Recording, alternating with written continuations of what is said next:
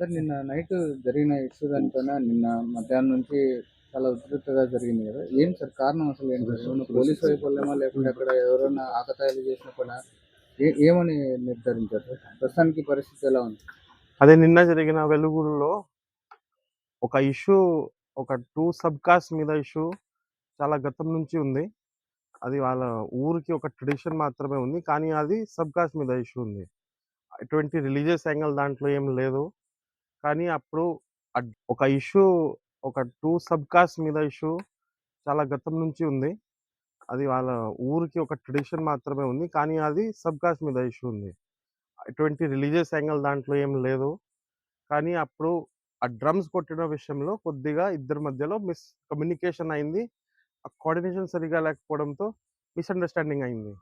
అప్పుడు వచ్చిన టైంలో వాళ్ళ సంబంధించి పెద్దలకి, ఇక్కడ సంబంధించి పెద్దలకి మనం మాట్లాడి, ఈరోజు అందరితో మాట్లాడి సాల్వ్ చేసి, ఆ విగ్రహం కానీ అన్నీ మళ్ళీ స్టార్ట్ చేసి ఇప్పుడు కూడా పూర్తిగా శాంతి భద్రతల ప్రకారం పూర్తిగా నిమజ్జనం చేస్తున్నాము.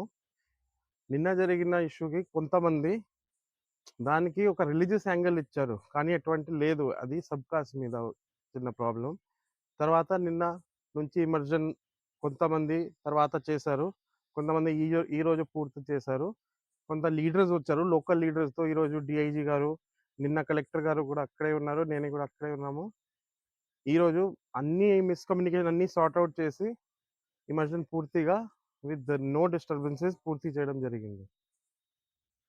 సార్ రేపు జిల్లాలో నిమజ్జనం అంతే వెలుగుడు గురించి ఏమి